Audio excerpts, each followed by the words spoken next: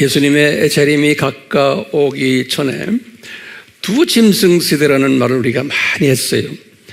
이 두 짐승의 아주 주체 세력들이 누구냐면 소위 말하는 유대인들이. 그래서 오늘부터 시작을 해서 우리가 이 이스라엘, 유대인 또는 히브리 사람들 이런 표현들을 하는데 이스라엘에 관한 시리즈를 심도 있게 한번 살펴보려고 그래요. 이 마지막 때 우리들에게는 이것이 상당히 필요할 것 같아요. 또 같은 것이 아니고 정말 필요해요. 왜냐하면 오늘날 신학계에는 이스라엘을 보는 시각이 극명하게 둘로 갈라지고 있어요. 대부분의 기독교인들 그룹은 이스라엘은 하나님이 선택한 족속이 구약 때는 맞았지만 신약 때는 아니다라는 그러한 신학 사상이 전 세계에 지금 깔려 있어요. 그와 반대로 이제 19세기에 들어와서부터 소위 그 세대주의라는 이야기 우리 많이 들었지 않습니까? 이런 사람들을 중심으로 해서 아니다. 이스라엘은 하나님이 선택한 특별한 귀족 그룹이다 라고 또 보는 견해가 있는 거예요. 그래서 이 두 견해가 상충되는 이러한 때에 우리가 살고 있어요. 게다가 지금 이 적그리스도 세력들이 여기저기에서 일어나고 있는데 이 적그리스도 세력의 주축 역할을 하는 민족이 우리도 모르게 지금 이스라엘 사람들에 의해서 일어나고 있는 놀라운 일들이 지금 또 우리 앞에서 전개되고 있어요. 상당히 혼란스러운 시대에 우리가 살고 있어요. 또 기독교인들 중에서는 소위 복음주의 기독교인들 중에서는 프로 이스라엘 그룹들이 있어요. 이 사람들은 이스라엘 사람들은 특별히 하나님이 선택한 사람들이기 때문에 이분들을 위해서 기도해주고 이분들을 사랑해주면은 우리 이방인들이 복을 받는다라는 아주 소위 극단적인 차원에서 친이스라엘 그룹들이 또 여기저기에서 일어나고 있어요. 반유대 사상을 가진 사람들이 있냐면은 복음주의 안에서 다는 아니지만 친이스라엘 그룹들이 또 등장하고 있어요. 우리나라만이 아니고 이 세계적인 현장에 이런 모든 상황 속에서 우리는 이 이스라엘을 어떻게 소화해야 되나, 이것이 굉장히 중요한 우리의 과제 중에 하나예요. 이것을 소화해야지만 이 시대 분별력을 가지게 되고 또 기독교의 복음을 더 심도 있게 소화할 수가 있어요. 그렇기 때문에 성령님께서 저에게 이제 때가 되었으니까 그동안에 우리가 이제 이스라엘에 관한 공부를 많이 했지만 좀 더 특별한 차원에서 이스라엘 시리즈를 하기를 원하셨어요. 그래서 제가 오늘부터 이제 이스라엘 시리즈를 같이 공부하려고 그래요. 이 첫 번째 오늘 말씀은 서론적인 말씀인데요. 제목이 이스라엘이 이 창조 목적 학교라는 그러한 그 구조 속에서 조교팀이다라는 주제로 말씀을 드리려고 그래요. 이제부터 우리가 공부할 때 이스라엘을 볼 때 무엇을 기준으로 보냐면 창조 목적 학교. 이 창조 목적 학교라 그러면 7,000년 이 세상을 이야기하는 거죠.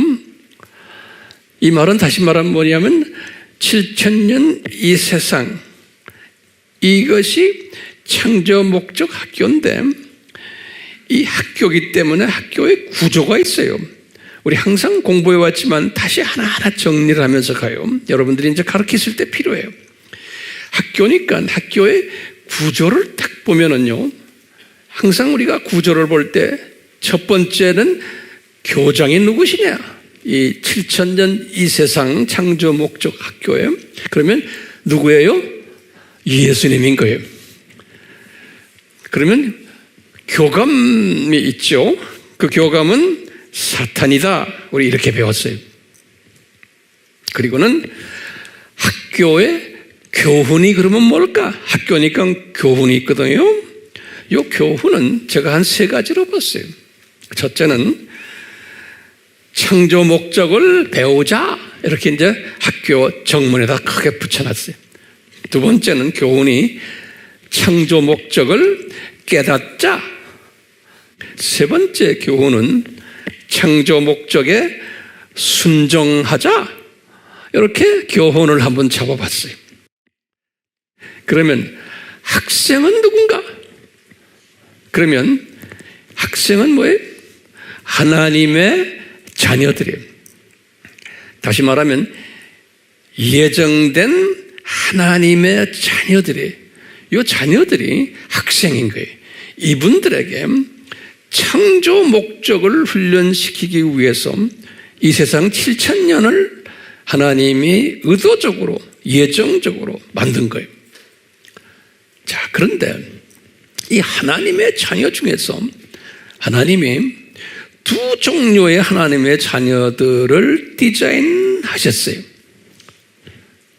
첫째, 소수인데 유대인들이, 그러니까 아브라함의 자녀들이 이 유대인들을 하나님의 자녀로 디자인하셨어요. 그런데 이분들은 아주 소수예요. 두 번째 하나님의 자녀들은 그 나머지의 다 이방인들. 이건 다수예요. 엄청 많아요. 이 다수들이. 이렇게 하나님의 자녀들을 둘로 구분을 시켜놨어요. 예. 그런데 하나님이 지금 요 하나님의 자녀 중인 유대인들, 요 분들을 왜 이렇게 분리시켰나? 이방인과 목적이 있는 거예요. 요 유대인들을 하나님이 특별히 분리시켜가지고 이 다수의 이방인 하나님의 자녀들에게 요 창조 목적에 아주 절대성과 절대적으로 중요하다는 거예요. 그 다음에 창조 목적의 중요성을 가르쳐 주기 위해서 요 유대인 그룹들을 선별하여서 차출해놨어요. 분별해놨어요. 근데 이분들이 이제 학생이지만 교사 역할까지도 하는 거예요. 요분들이. 그래서 이 학교이기 때문에 교사가 있어요. 그러면 우리 공부했지만 좋은 교사팀들이 누굽니까? 교장 선생님 측의 분들이 천사들이에요. 두 번째 좋은 교사팀이 지금 학생이면서 또 조교 노릇을 하는 유대인들이. 그래서 조교팀들이다. 제가 좀 있으면 자세히 설명해 드릴 거예요. 자, 나쁜 교사들이 있죠. 이 학교 안에 소위 악한 천사들이에요. 나쁜 교사들, 거기다가 또 사탄의 자녀들이에요. 예수를 안 믿는 사람들 엄청 많아요. 이분들도 다 우리에게 창조 목적을 가르치는 데 도움이 되도록 디자인하신 사람들이, 악한 천사들과 사탄의 자녀들이. 그리고는 학교이기 때문에 필수 과목들이 있어요. 뭘 공부하느냐? 제가 이렇게 보니까 약간 핵심 7가지의 주제들이 있어요. 첫 번째는 우리 학생들이 뭘 공부하냐면 삼위 하나님이 누구냐? 삼위일체론이에요. 두 번째는 인간으로 내려오신 기독론, 예수님이 누구냐? 세 번째는 그분의 구원을 어떻게 했느냐? 구원론, 이분의 구원론. 네 번째는 성령론.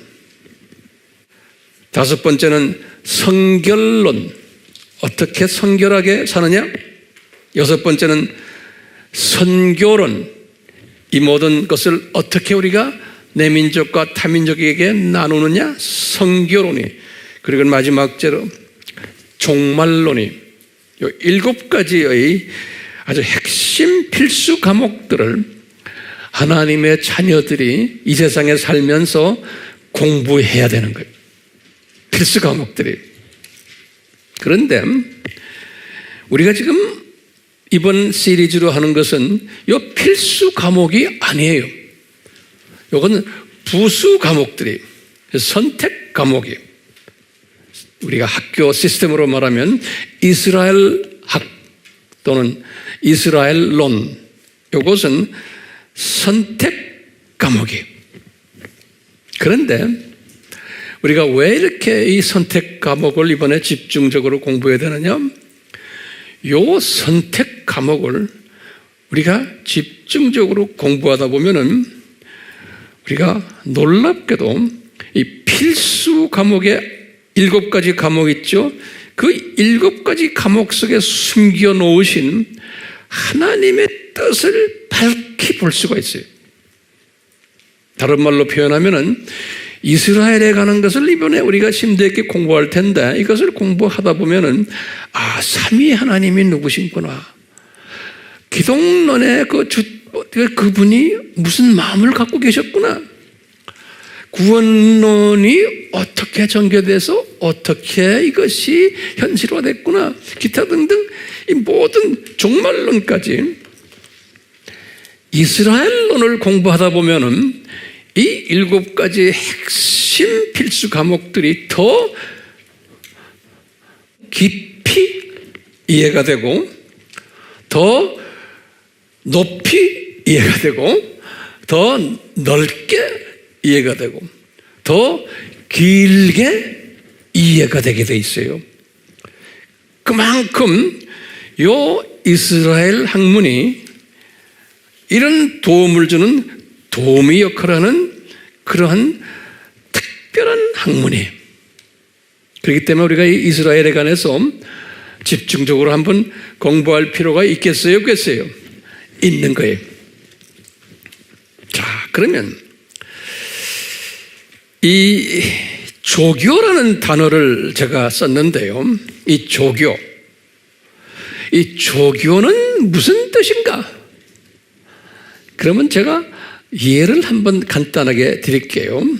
제가 예전에 군대 생활을 할 때 제가 이제 소대장을 하면서 소대원들에게 이제 소대 전투는 어떻게 한다, 중대 전투, 대대 전투는 어떻게 한다, 이제 전투를 이제 가르칠 때마다 항상 뭐가 있냐면 군대는 조교팀이 있어요. 훈련된 소대 전투를 실제로 어떻게 하는 것을 훈련을 받은 조교팀이 있어요. 그래서요, 부대원들 쭉 있는 데서 우리가 이렇게 앉아서 조교팀들이 앞에 나가가지고 먼저 모범을 보여줘요. 전투는 어떻게 한다, 소대 전투는 어떻게 한다, 총은 어떻게 쏜다 하면서 조교의 시범이 있어요. 그 조교의 시범을 실제로 보여주거든요. 이렇게 쭉 조교의 시범을 보면서 실제 전투는 우리가 어떻게 하는 거구나, 이렇게 알 수가 있는 거예요. 우리가 비행기를 타도 그래요. 비행기에서 요새는 그 스튜어디스들이 나와가지고 마스크는 어떻게 쓰고 뭐는 어떻게 하고 나와서 이거 하죠. 이거 들고 나와서 연습, 이거 다 조교하는 거, 우리한테 가르쳐 주는 거예요, 실제로. 예. 그러니까 실제로 이 조교의 역할이 뭐냐면요, 미리 보여주는 거예요. 미리 보여주는 팀들이, 조교는 어디에서 보여주느냐? 현장에서, 역사 무대에서, 또는 쉽게 말하면 연극 배우들의 연극 무대에서. 그리고 어떻게 보여주느냐? 시청각 교육을 통해서 우리 눈으로도 보게 하고 귀로 듣게 하고, 그러니까 오디오와 이 비디오 방법으로 실체가 어떻게 할 것을, 실체가 누구인 것을 요 조교들이 먼저 보여주는 거예요. 그런데 이스라엘 사람들이 요 조교팀으로 차출된 거예요. 뭘 보여주기 위해서냐? 창조 목적이 무엇인가? 또 창조 목적이 얼마나 절대적으로 중요한가? 절대성과 중요성을 하나님의 자녀들에게 보여주기 위해서, 가르쳐주기 위해서 하나님이 그냥 성경책으로만 적어놓고 읽게만 하지 않았어요. 우리 하나님의 자녀들이 성경책만 가지고 있어. 그리고는 창조 목적이 이런 거다 하면 지적으로 또는 감정적으로 깨닫고 내가 느끼고 이 수준으로 하지 않으시고, 하나님은 아주 자상하세요. 하나님의 자녀들 중에서 한 민족을 택해가지고 이 하나님의 창조 목적의 중요성과 절대성을 그 민족을 통해서, 그 민족의 역사 속에서 무대 위에 띄워놓고는 나머지 하나님의 자녀들이, 세계의 이방인이 99.9%가 이방인들이, 이 사람들이 책으로만, 눈으로만 보고 오디오로만 듣지 않고 시각으로, 시청각적으로 볼 수 있도록 디자인하신 거예요. 하나님께서 그 시청각 디자인을 하시고는 한 민족이 실제로 역사 속에서 뛰게 하는 거예요. 예. 드라마에 연극 배우들이 뛰는 식으로, 예. 이 뛰게 하면은 우리가 그것을 이렇게 보는 거예요. 그 뛰는 모습을 보면서 아하, 창조 목적이 이렇게 중요하구나. 저 사람들 통해서 우리에게 보여주는 거예요. 예. 이 무대에서 뛰도록, 우리를 위해서 뛰도록 디자인하시고 차출한 그 족속 하나가 이스라엘 족속인 거예요. 예. 여기에 이제 이 팀장을, 누굴 만들었냐? 아브라함을 팀장으로 이제 선출하신 거예요. 그래서 이제 이분들이 뛰면서 우리는 뭘 보냐면, 아하, 교장 선생님의 뜻이 뭐구나. 저분들이 뛰면서 거기에서 이제 우리에게 주는 메시지들이 있어요. 아하, 창조 목적 학교의 교훈이 이렇게 중요하구나라는 것을 그분들을 통해서 보여주는 거예요. 그리고는 이 창조 목적이 이렇게 중요하구나 보여주는 거예요.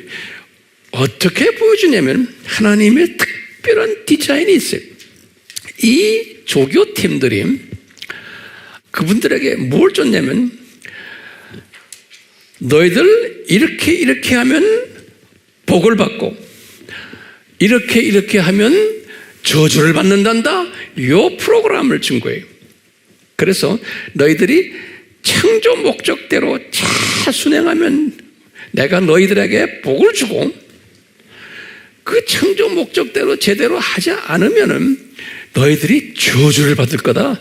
상당한 어려움 속에 들어갈 거다라는 것을 주시고는 요 조교팀들이 그 스케줄에 의해서 움직이는 것을, 그래서 혼쭐이 나는 것을 순종 안 했기 때문에 그것을 우리가 쫙 보는 거예요. 그 기록이 어디에 있어요?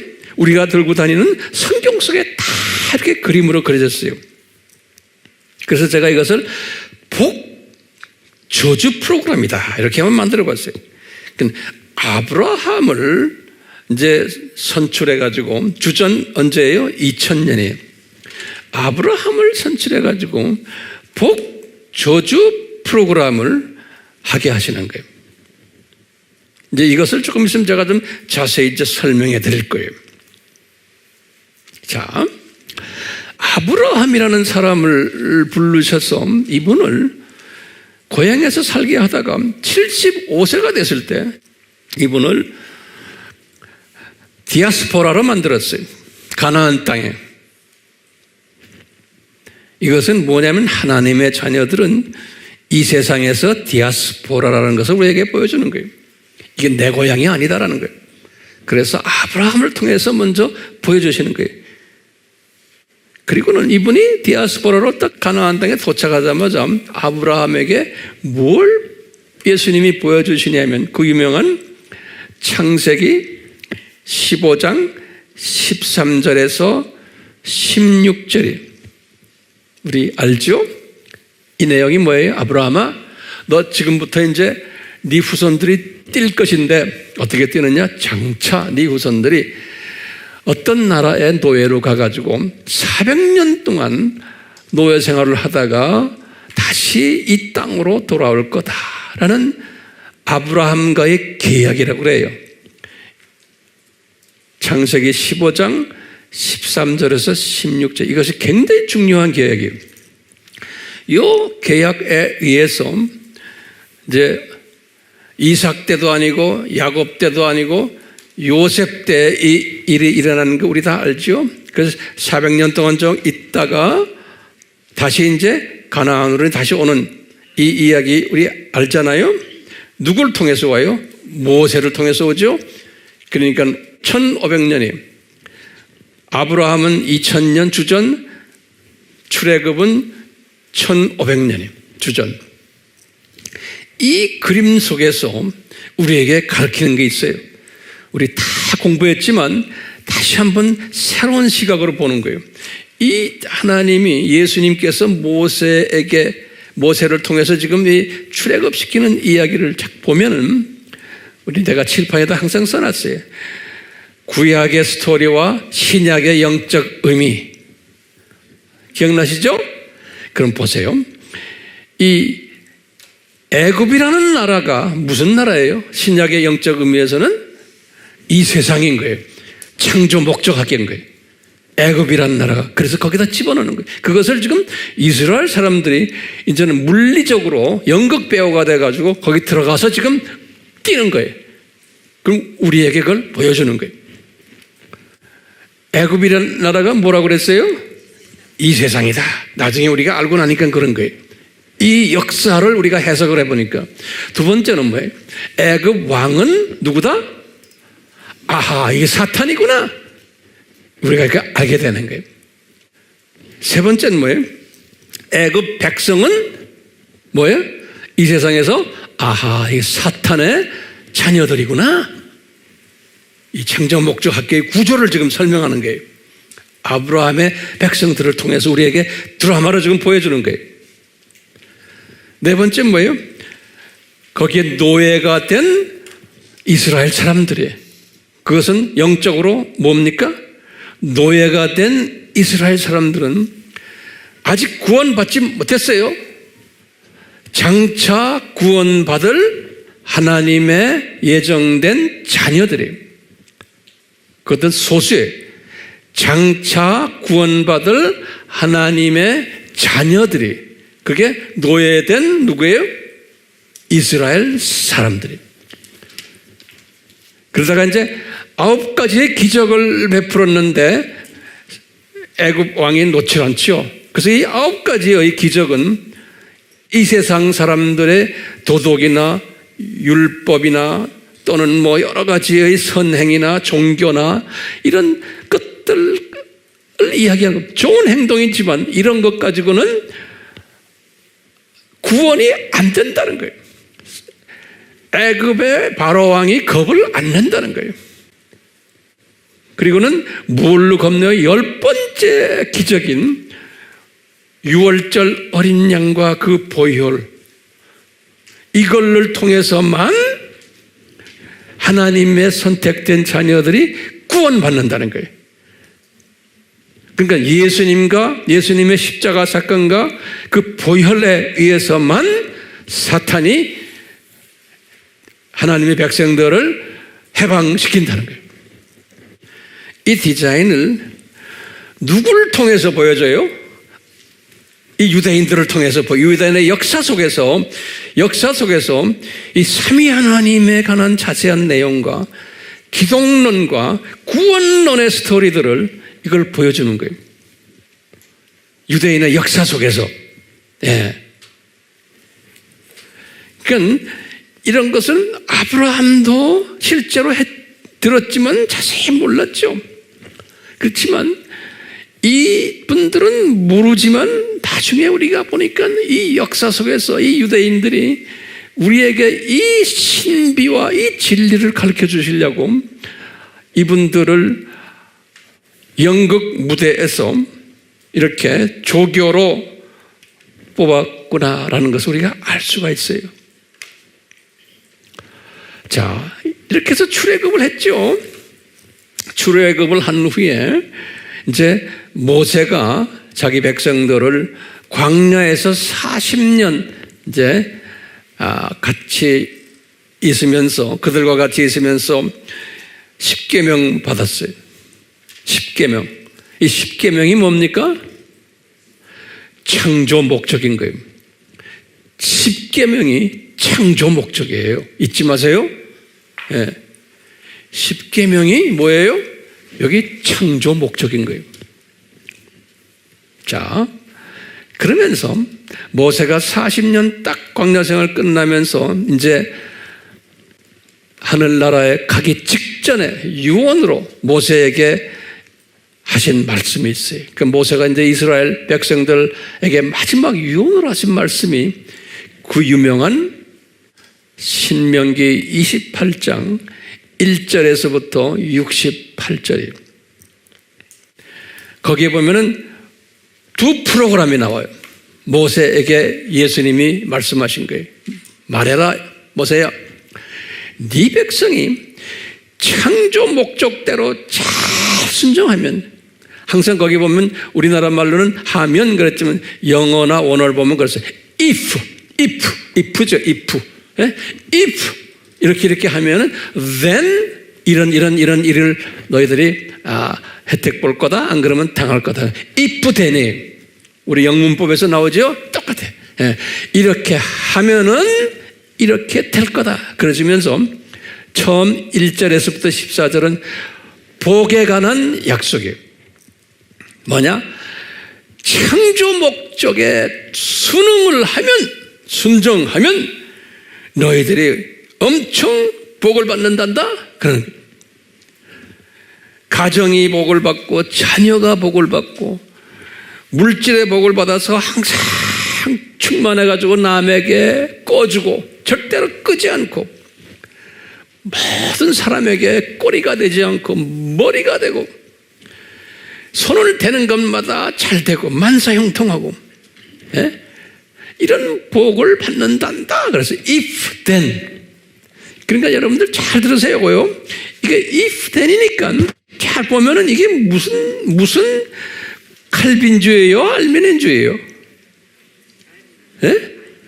여기 알메니안주의예요. 그렇죠? 조건부예요. 내 노력과 나의 의지가 따라가는 거예요. if then 이렇게 된다는 거예요. 그러니까 그 자체만 보면은 뭐예요? 알메니안주의예요. 그런데 그 뒤에 숨겨 있는 게 뭐예요? 숨겨 있는 게 예정론인 거예요. 그 숨겨 있는 게 뭡니까? 내가 예수님이 너희들을 차출해서 내가 뭐 하겠다? 예? 창조 목적 교육을 시키겠다는 그 예정이 깔려 있는 거예요. 그 예정 안에서 지금 이 자유의지론이 움직이는 거예요. 그러니까 이 자유의지론은 예정론 안에서 있는 하나의 부속 사상이. 그런데 많은 사람들이 이 밑에 깔려있는 그 예정적인 하나님의 큰 그림을 보지를 못해요. 많은 기독교인들이. 그렇기 때문에 이스라엘 사람들이 잘못했기 때문에 이렇게 생고생을 했다라고 보는 거예요. 아니에요. 하나님의 완전한 디자인 속에서 이스라엘 사람들이 생고생을 한 거예요. 지금 1절에서부터 14절까지는 그래요. 복에 관한 약속이에요. 그것도 조건부예요. 그런데 나머지 15절부터 68절까지 아주 긴 이야기예요. 성도 여러분들 그 내용을 들여다보면 만약에 그랬어요. 만약에 불순종하면은 창조 목적에, 다시 말하면 10계명에 불순종하면은 이 복들이 다 저주로 바뀐다는 거예요. 저주로. 그래가지고요, 가정에 저주가 오고 자녀들에게 저주가 오고 물질도 저주가 와서 항상 돈 빌리러 다니고 머리가 되지 않고 꼬리가 되고 손 대는 것마다 잘 안 되고, 예. 그리고는 그 저주 속에는 자세히 집에 가서 보세요. 뭐냐면 네 백성이 너희가 알지 못하는 백성들에게 잡혀가지고 이분들의 노예가 돼가지고 디아스포라가 돼가지고 부끄러움을 당할 거다 라는 저주가 거기에 있는 거예요. 디아스포라가 될 거다. 이렇게 지금 이것이 누구한테 말한 거예요? 모세를 통해서 말씀하신 거예요. 신명기 몇 장이에요? 28장에. 그렇죠? 네. 이렇게 지금 이 메시지를 모세가 심각하게 전했어요. 자기 백성들에게. 그리고는 주님 나라에 갔어요. 모세가 간 후에 여호수아는 그래도 이 말씀대로 살려고 노력을 했어요. 그런데 사사시대부터 들어와 가지고는, 사사시대는 주전 1375년에서 1050년까지, 1050년은 사울 왕이 이제 왕되는 때인데요. 이때까지 사사시대 때 보면은, 우리 사사기를 보면은 이 창조 목적대로 하나님의 자녀들이 살지 않아가지고 혼쭐 났다가 사사가 와서 또 좀 회복시켜주고 하는 이야기예요. 이게 연극 무대, 이분들의 역사 속에서 창조 목적에 위배할 때 콩밥을 먹다가 회개하고 잘하겠습니다 하면 또 회복시켜주고 하는 이야기가 요 사사시대 이야기예요. 그러니까 이분들이 지금 무대에서 뛰는 거예요. 창조 목적이라는 큰 주제 안에서. 그러다가 이제 왕정시대가 됐죠. 이제 사울 왕이 1050년이거든요. 주전. 그래가지고 이제 이분이 첫 왕이 된 후에부터 이제 다윗이 1010년에 왕이 됐어요. 다윗이. 솔로몬은 970년에 왕이 되고 이렇게 됐는데요. 다윗은 1010년에서 970년까지 40년 동안 왕 노릇하고, 그 다음에 이제 다윗 죽은 후에 970년에서부터 930년까지 40년 동안 솔로몬이 왕 노릇했어요. 근데 신기하게도요, 다윗이 솔로몬한테 그랬죠. 창조 목적에 순응을 해라. 안 그러면 너 혼난다. 3번이나 경고했어요. 다윗이. 근데 다윗은 아주 훌륭한 연극 배우였어요. 그런데 솔로몬은 악역을 하는 연극 배우예요. 이분이 아주 창조 목적을 위배하는 행동을, 그 자세한 내용은 우리 말할 필요 없죠. 그것 때문에 나라가 둘로 갈라졌죠. 북이스라엘과 남유다. 그래서 북이스라엘의 왕 20명이 대부분이 19명의 창조 목적에 위배되는 행동을 했어요. 하나님의 퍼펙트한 디자인 속에서 하는 거예요. 그래서 누구한테 혼쭐 났어요? 722년 아수르 제국을, 하나님이 아수르 제국, 거기에 제국의 모든 왕들도 예수님이 다 세우신 분들이. 그래가지고 이스라엘 사람들을 창조 목적 훈련을 시키는 거예요. 무대 위에서, 역사 무대 위에서. 그리고는 남유다 왕국도 똑같아요. 20명의 왕 중에서 대부분의 왕들이 다 창조 목적을 위배하는 짓들을 했어요. 그분들의 자유의지를 발동해서 if then, 만약에 if 이렇게 하면은 이렇게 한다고는 모세의 예언에 빠져가지고 이분들이 했어요. 기가 막힌 게요. 예루살렘 성전도 지어놓고 이분들이 종교활동 열심히 하고 헌금도 많이 내고 금식 기도도 하고 종교활동 엄청나게 했는데도요, 이분들이 딴 짓은 하는데 창조 목적에는 철저하지 못한 거예요.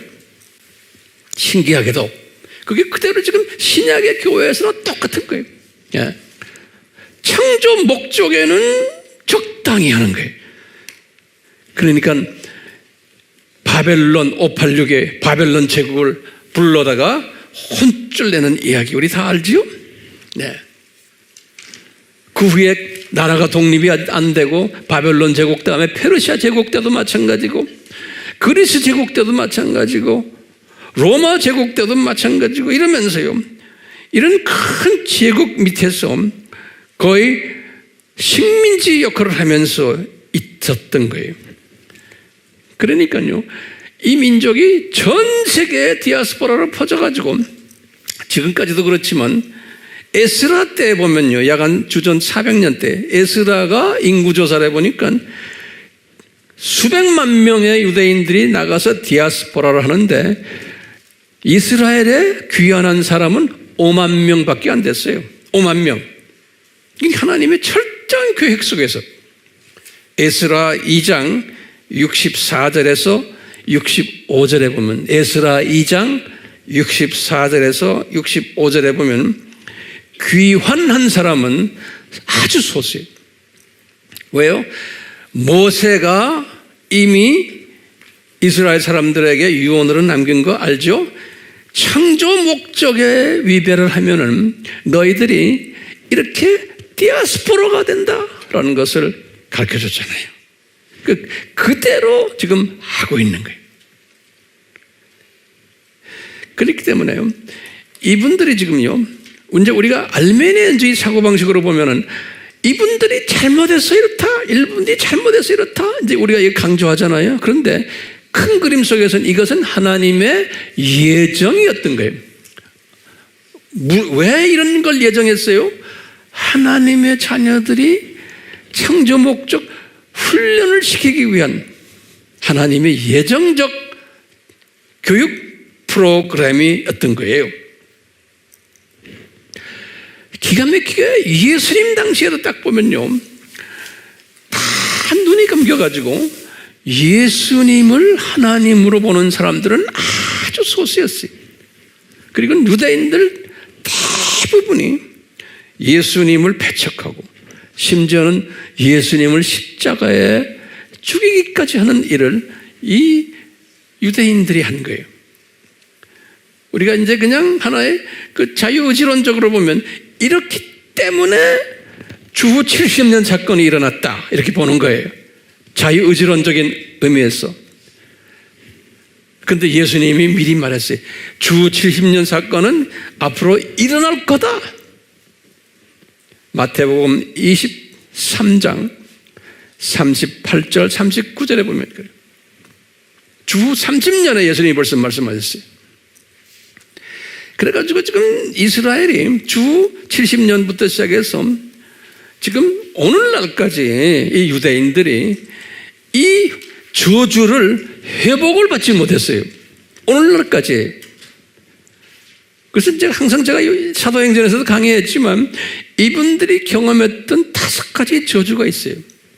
뭐예요? 처음에 나라가 망한 것, 주 70년에.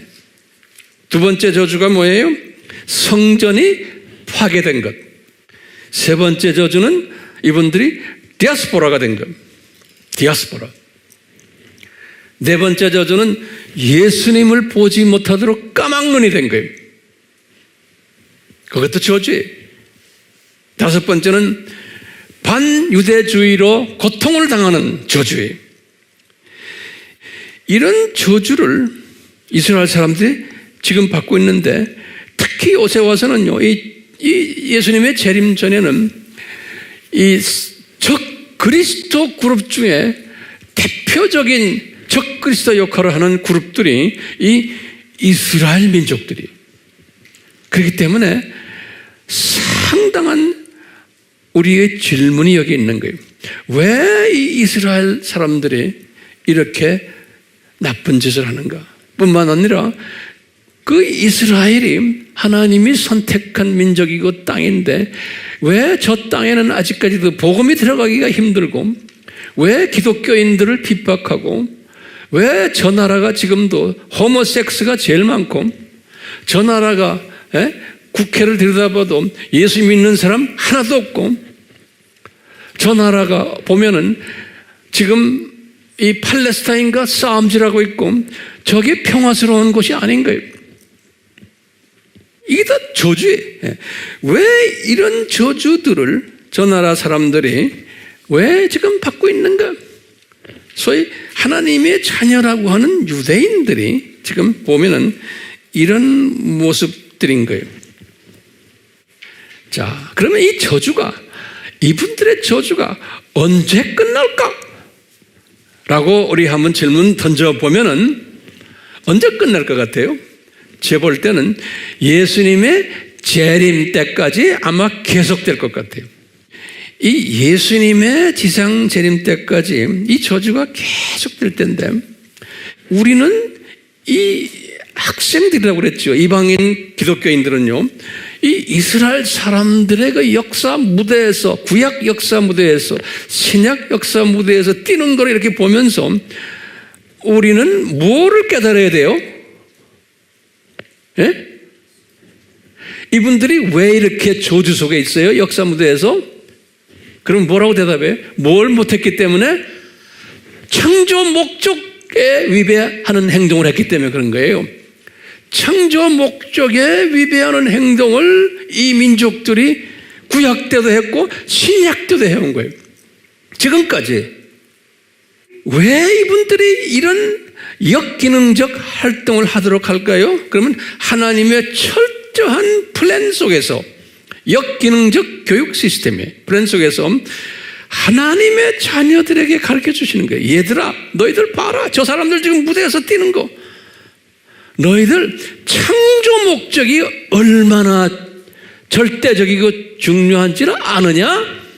하나님의 자녀가 창조 목적대로 살지 않으면 이런 고생을 한단다라는 것을 봐라. 저분들의 역사를 들여다봐라. 그걸 가르쳐 주려고 그러는 거예요. 그러니까 조교 그룹들인 거예요. 우리에게 하나님의 뜻을 보여주기 위해서 무대에서 뛰게 하는 조교 그룹들인 거예요. 조교 그룹들. 예. 그렇기 때문에 우리가 이 조교 그룹에 대해서 공부가 필요해요? 안 필요해요? 예, 필요한 거예요. 예. 이 조교 그룹에 이런 모든 하는 행동들을 보면서 이 속에 깔려있는 하나님의 뜻을 우리가 이렇게 보게 되면은, 그걸 깨달으면은, 이 조교 그룹이 악하게 놀수록 이 이방 하나님의 자녀들이 더 창조 목적을 깨닫게 되고 더 세계 복음화에, 지상 사명에 충실하게 되어 있어요. 그래서 마태복음 24장 14절에 이 천국 복음이 모든 족속에게 전파되리니 그제서야 끝이 오리라 그랬죠. 그렇기 때문에 우리는 뭐냐면 창조 목적을 만방에 전하는 일을 열심히 할 때 이스라엘 사람들의 모습을 보면서 봐라, 저 사람들이 창조 목적에 저렇게 실패를 했기 때문에 고생하잖아요. 그렇기 때문에 우리는 이스라엘 사람들 창조 목적에 저렇게 한 것을 우리 보고는, 저 사람들이 무대에서 뛰는 걸 보고는, 그래서 저렇게 고생하는 걸 보고는 우리는 정신 차리자. 우리는 창조 목적대로 잘 예수님을 섬기자라고 하는 것이 전도의 목적이고 선교의 목적인 것이에요. 그냥 예수님이 날 위해서 죽었다 이 차원이 아니에요. 예? 그렇기 때문에 이분들이 고생을 하고 저주 속에 들어가 있을 때마다 그 모습을 보고는 우리는 더 이 7가지의 핵심 교과목들 있죠? 여기에 대해서 더 깊이 넓게 길게 높게 소화할 수 있게 돼요. 이 사람들을 보면서요. 왜냐하면 이 이스라엘 사람들이 갖고 있는, 그 사람들이 지금 고생하는 저주 속에 있는 그 저주의 의미를 깨닫게 되면요, 그 속에 숨겨진 하나님의 뜻을 깨닫게 돼요. 그렇기 때문에 우리가 이스라엘 공부를 철저하게 해야지만 숨겨진 하나님의 뜻을 깨달을 수 있어요. 그렇기 때문에 이스라엘 공부를 열심히 할 때마다 우리의 영성이 더 풍성해지고 시대 분별력이 더 명확해지고 우리의 믿음이 더욱 역동적이 되고, 게다가 우리는 이 삼위 하나님을 더 경외하는 사람이 되는 거예요. 예. 자, 그렇다면 제가 한두 가지 질문을 한번 던져볼게요. 왜 하나님이 이 조교팀을 디자인하셨나? 이게. 왜 아브라함을 불러가지고 그 족속들이 이 조교팀으로 하도록 디자인하셨나? 그러면은 거기에 대한 대답은 간단해요. 조교팀은 하는 일이 뭐냐면 하나님의 자녀들에게 창조 목적을 더 분명하게 가르쳐주는, 더 철저하게 가르쳐주는 도우미 역할을 하는 팀이 조교팀 아닙니까? 왜 조교팀이 필요한가요, 우리에게? 조교팀 없이도, 다시 말하면 유대인 없이도, 아브라함 없이도, 그분들도 그냥 하나의 이방인으로 만들어가지고 그냥 한 그룹으로 해서 하시면 되지.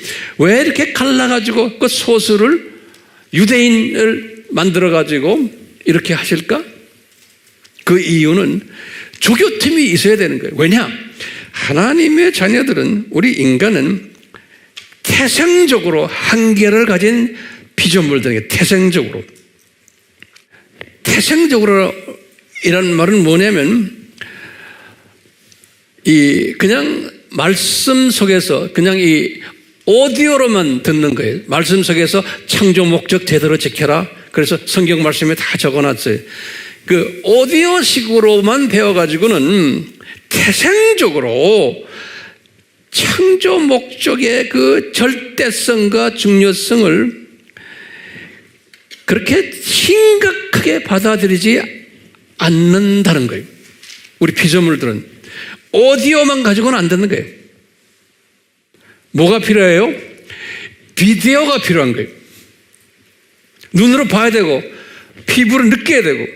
그래서요, 비디오 연극을 통해서요, 역사 속에서 실제로 보여줘야지만 이 창조 목적의 중요성을, 그래서 하나님은 전지하신 하나님이시기 때문에 그 인간의 태생적인 한계성을 미리 다 아시고 아예 그냥 요 조교 그룹 하나를 디자인하신 거예요.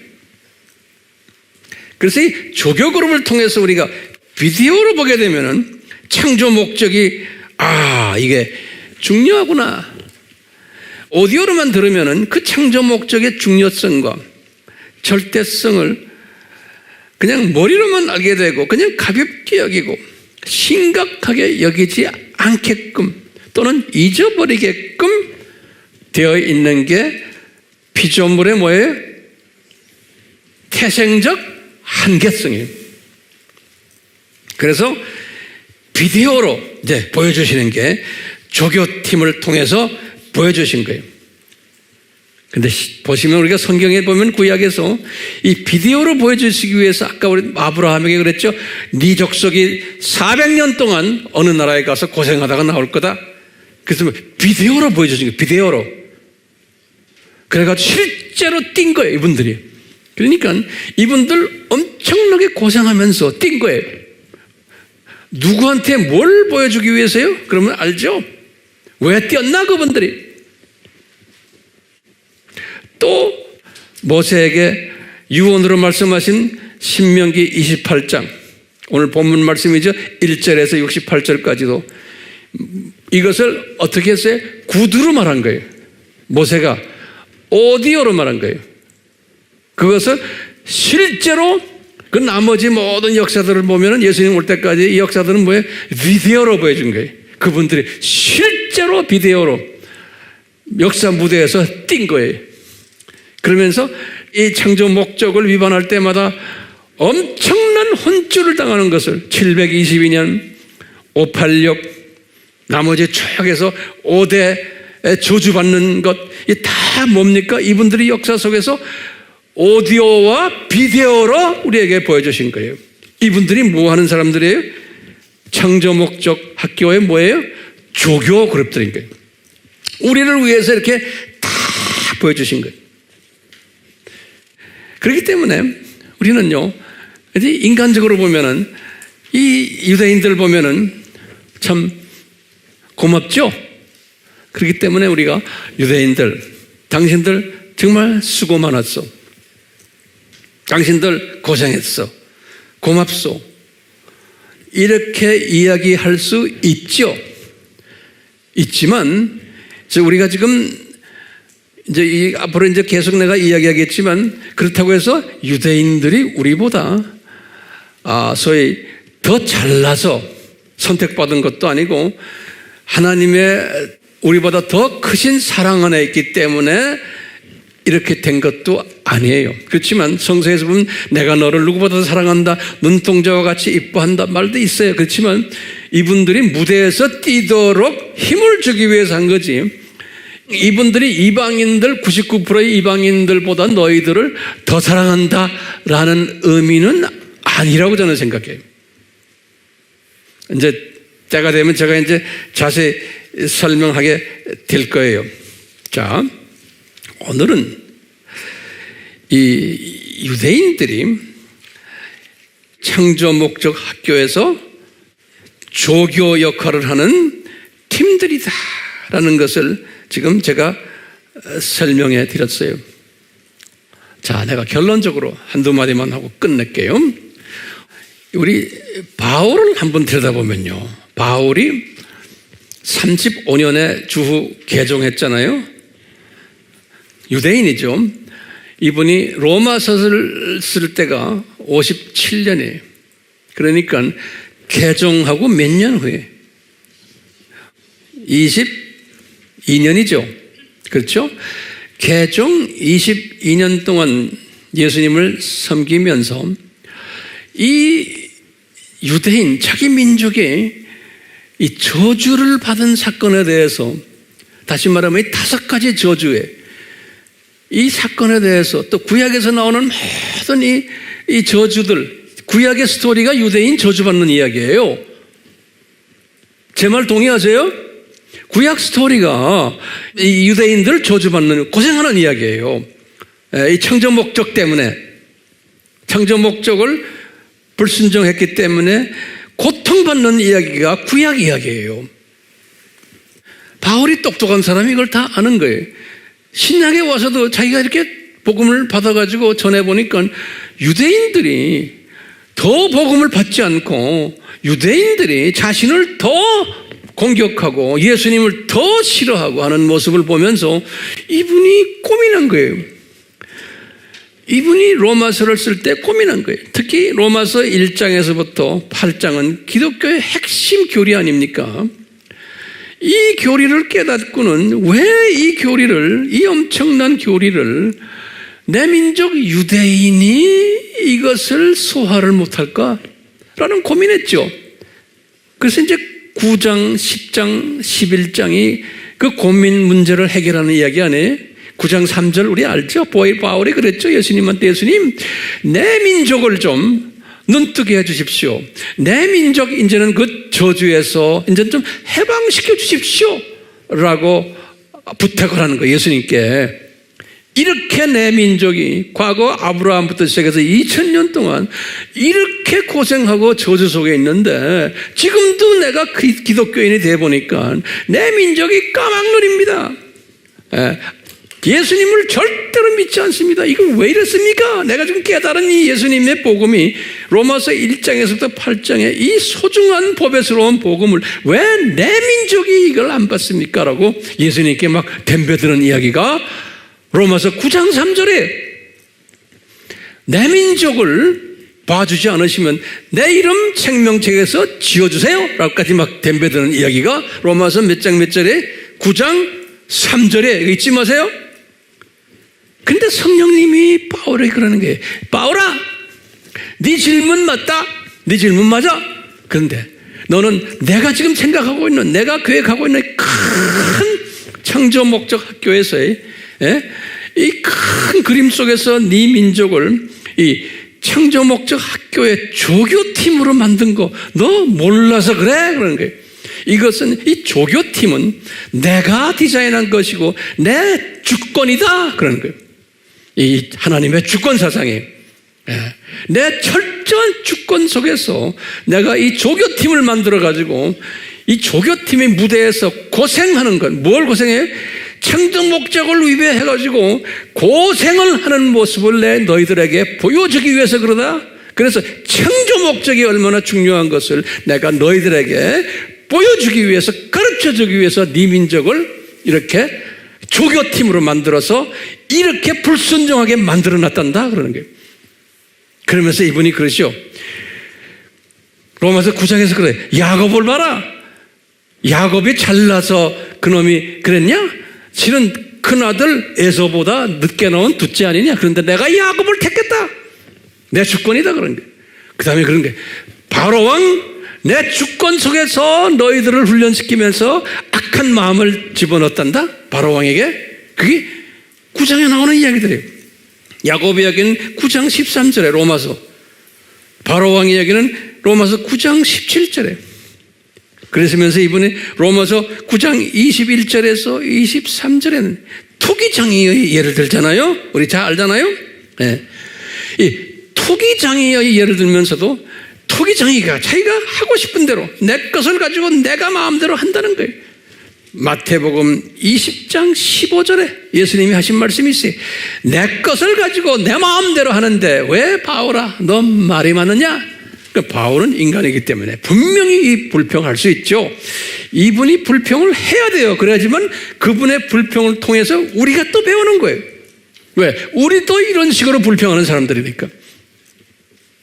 자, 이렇게 했어요. 그래서 이제 이 하나님의 주권 사상을 바울에게 가르쳐 주시면서 바울이 무릎을 꿇은 거예요. 아하, 이것이 하나님의 절대적인 주권 속에서 지금 이 창조 목적 훈련을 시키시는구나. 이분이 이것을 딱 깨닫고는 바울이 무릎을 딱 꿇는 거예요. 바울이 로마서에 보면요. 그러면서 아하, 이방인의 충만한 숫자가 들어올 때까지 이스라엘의 사람들은 이렇게 완악하게 되는구나 라는 것을 깨달은 거예요. 로마서 11장 25절에 이건 하나님의 계획이구나. 또 뭐냐? 바울이 그러는 거예요. 아하, 이 로마 제국의 황제들, 전 나쁜 왕들, 네로 왕이 이 친구들이 왜 이렇게 나쁜 짓 하는지도 내가 알겠구나. 그렇기 때문에 황제에 내가 욕하면 안 되겠구나. 저건 하나님의, 예수님이 디자인하신, 그래서 유대인들을 고생시키기 위해서 만들어 놓은 하나님의 도구들이구나. 그렇기 때문에 모든 왕들, 나쁜 놈이지만 그놈들 하나님의 허락하에 디자인 속에서 임명돼서 움직이는 놈들이구나 라는 것을 바울이 딱 깨달은 거예요. 그렇기 때문에 그 왕들에 대해서 이러고 저러고 하지 말아라. 주님께 맡겨버리라. 네가 그 왕들에 대해서 이러고 저러고 하면 하나님께 이러고 저러고 하는 거다라고 바울이 그러는 거예요. 그 바울이 어떤 사람이기 때문에 이걸 깨달아요? 이 큰 그림을 보고 하나님의 큰 디자인을 봤기 때문에 이렇게 말하는 거예요. 그것이 보이지 않으면은 그냥 나오는 대로 그냥 말하는 거예요. 보이는 대로 말하는 거예요. 이 큰 예정적인 디자인을 보지를 못하면은 그렇게 되는 거예요. 그러니까 예정론이 앞서요, 알메니안주의가 앞서요. 예정론이 앞서요. 그렇지만 알메니안주의도 꼭 거기에 따라와야 돼요. 예정론을 이루기 위해서는 알메니안주의가 따라와야 되는 거예요. 그렇기 때문에 이 사상을 우리가 오늘 배워서 이제 내 삶에 한번 집어넣어 보는 거예요. 예수님, 저 열심히 전도하고 기도 많이 하고 열심히 성경 공부하고 열심히 아바팀들 훈련시키고 하는데 왜 내 자녀들도 골치 아프게 놀고 경제적으로도 좀 어렵고 내 몸에 병도 있고 왜 이렇습니까? 그럼 뭐라고 대답해야 돼요? 아하, 이것이 하나님의 큰 그림 속에서 하나님의 뜻을 이루시기 위해서 나에게 이렇게 하시는구나. 어떤 분들은 뭐가 잘 돼요. 그것도 하나님의 뜻 안에서 다 그렇게 하는 거예요. 그러니까 하나님의 주권을 인정하는 겸손한 사람이 됐을 때 항상 감사하는 사람이 되고, 예? 그런 사람들은 항상 바울처럼 은혜와 자비와 평강이 이렇게 흘러나오고, 그러면서 항상 이 삶을 어려우나 좋으나 감사해요. 그러니까 그렇기 때문에 범사에 감사하라 그랬잖아요. 이 범사에 감사하는 사람은 이 산고시대 이 시각의 변화가 와가지고요, 지금 이 산고시대, 지금 모든 우리 눈에 보이는 이 산고들을 우리가 딱 보면서 읽을 줄 알고, 내가 이런 산고시대에 어떤 사람이 되어야겠구나라는 것도 다 알게 되고 깨닫게 되고 그래요. 그러면서 내가 더욱 지혜자가 되고, 지혜자는 뭡니까? 하나님을 경외하는 자가 지혜자라고 그래요. 우리 배웠잖아요. 이 상고시대에 이 지혜자가 되면은 역사의 주인이 되시는, 이제 좀 있으면 이제 예수님이 오실 터인데 이 창조 목적 학교가 거의 끝나는 시대에 우리가 살고 있잖아요. 그렇기 때문에 이분이 끝나기 전에는, 이분이 오시기 전에는 이런 일들이 반드시 일어나야 된다는 것을 우리는 알고 있는 사람들이, 그렇기 때문에 이런 상고 속에서도 우리는 항상 행복하고 감사하며 이 모든 환경에 지배를 받지 않고 이것을 점령하는 이런 지혜자 모두가 되기를 예수님의 이름으로 축원합니다. 그러니까 주님의 뜻을 그냥 따라가는 사람이에요. 예수님, 저희들에게 오늘 서론적으로 이스라엘 사람들이 창조 목적 학교에서 조교 그룹인 것을, 이 조교 그룹은 현장에서 역사 속에서 시청각 교육을 통해서 우리에게 무대의 연극배우로 보여주는 그룹인 것을 우리가 깨달았습니다. 무엇을 보여주시려고요? 창조 목적의 절대성과 중요성을 가르쳐 주시기 위해서.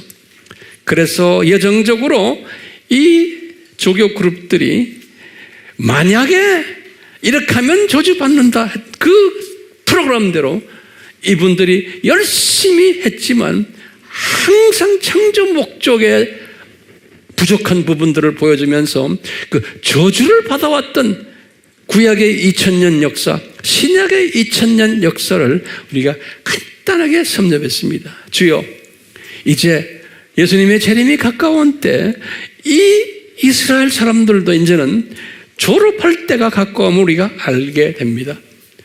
우리가 이 나라를 위해서, 이 민족을 위해서 기도해주고 사랑해주는 그런 마음도 가지게 하시면서, 그렇다고 해서 그분들을 우리가 우상화하면 되지 않고 우리의 파트너로서 우리를 위해서 이분들이 이렇게 고생했구나라는 것을 우리가 한번 깨닫게 되면서, 이제 앞으로 우리가 이스라엘 여러 가지 시리즈를 공부할 때 이것을 바탕으로 해서 주여 우리에게 이제 날로 지식과 명철과 지혜를 많이 부어주시기를 예수님의 이름으로 기도드리옵나이다. 아멘.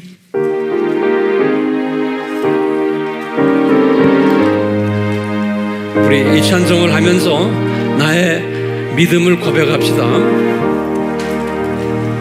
주님의 뜻을 이루소서. 고요한 주에 기다리니 죄로 가득 달래주소. 주님의 영상 받으소서. 주님의 뜻을 이루소서. 주님 바라보니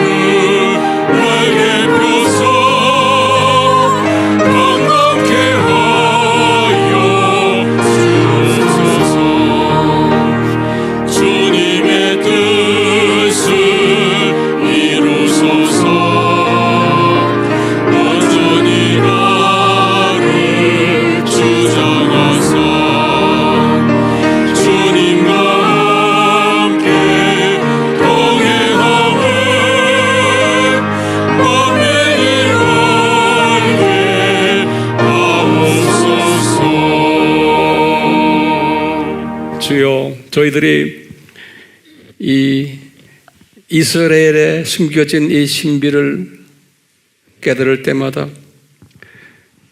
하나님의 주권을 더욱 묵상할 수 있게 해주시고, 이 하나님의 주권이 내 삶 속에서도 항상 흘러내려감을 체험하며 고백해 하셔서 하나님이 주권적으로 온전히 나를 주장하시고 나의 주인이 되심을 내가 고백하며, 이 예수님이 나와 항상 동행하고 계심을 어려운 때나 즐거울 때나 주변 사람들이 알게 하시고, 만민이 나의 삶을 통해서 이 주권적인 예수님을 만나는 깨닫게 하는 복의 도구가 되도록 은혜 베풀어 주시옵소서.